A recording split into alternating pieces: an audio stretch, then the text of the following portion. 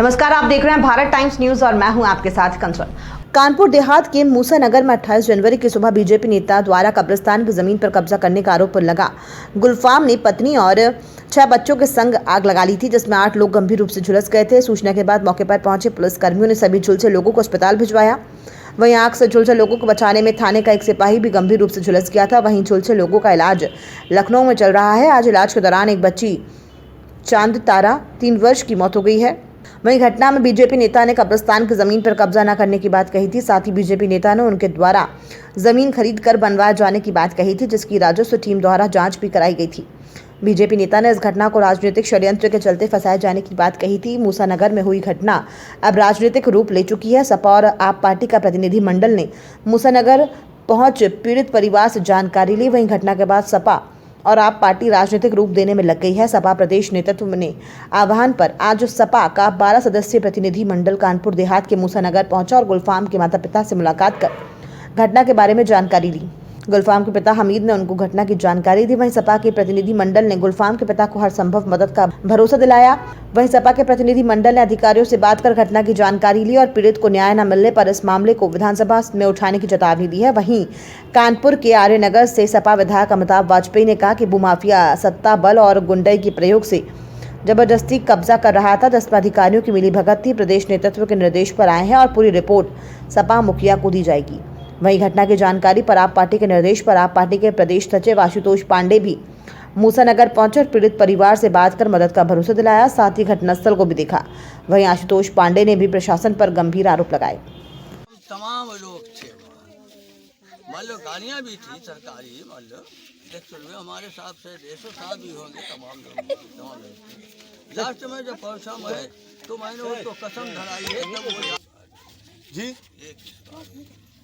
एक एक्सपायर हो गया और बाकियों की हालत कोई पता नहीं देते कि कैसी है, कोई ना वहाँ कोई जाने भी नहीं देता, मरीजों के पास न मिलने देते।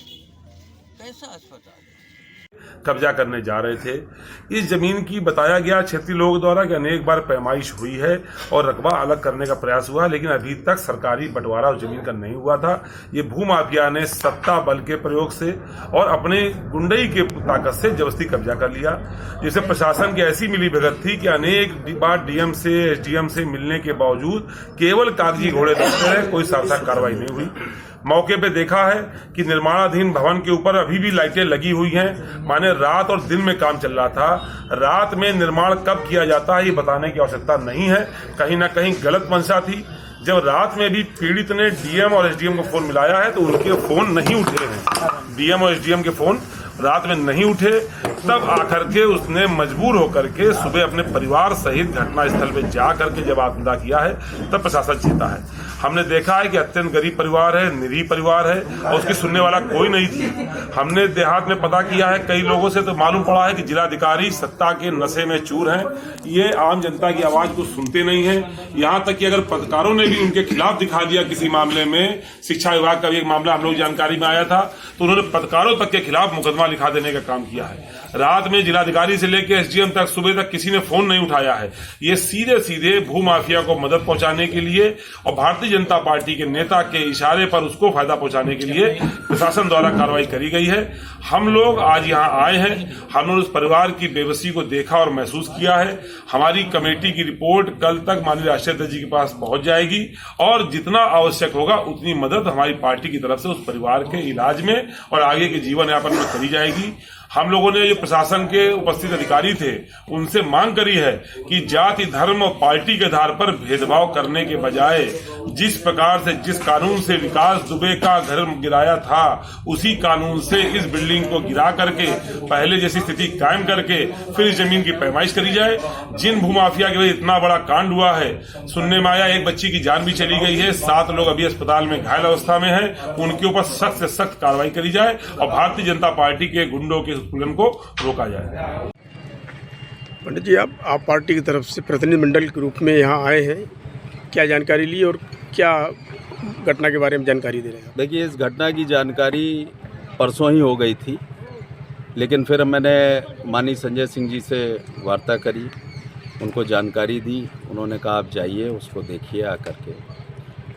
यहाँ पर जानकारी हुई कि कब्रिस्तान की भूमि को लेकर के एक विवाद उत्पन्न हुआ।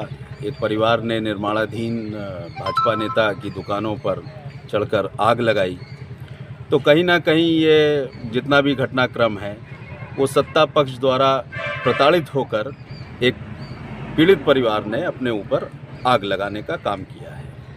तो आम आदमी पार्टी ये सुनिश्चित करने आई है कि हम जनता की आवाज़ लेकर के जनता के बीच में हैं और हम उनकी लड़ाई लड़ेंगे। अगर ये काम हुआ है और ये ज़मीन कब्रिस्तान की है और उस पर किसी प्रकार का कब्ज़ा है तो आम आदमी पार्टी की पूरी इकाई प्रदेश से लेकर जिले तक इस लड़ाई को लड़ेगी। इसकी रिपोर्ट भी आप ऊपर देंगे? बिल्कुल, हमारा तो काम ही है। मैं प्रदेश सचिव हूँ तो मुझे तो रिपोर्ट देनी ही है। हमारा ये मानना है, मेरा यहाँ पर आने के बाद जो मैंने देखा है, यहाँ पर सीधे सीधे मुझे प्रशासन की कमी नज़र आ रही है।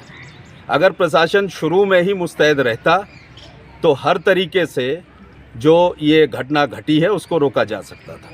बिना प्रशासन के मिलीभगत, और एसडीएम को मैं मानता हूँ कि उनके ऊपर जिम्मेदारी रहती है, उनको इस बात को देखना चाहिए।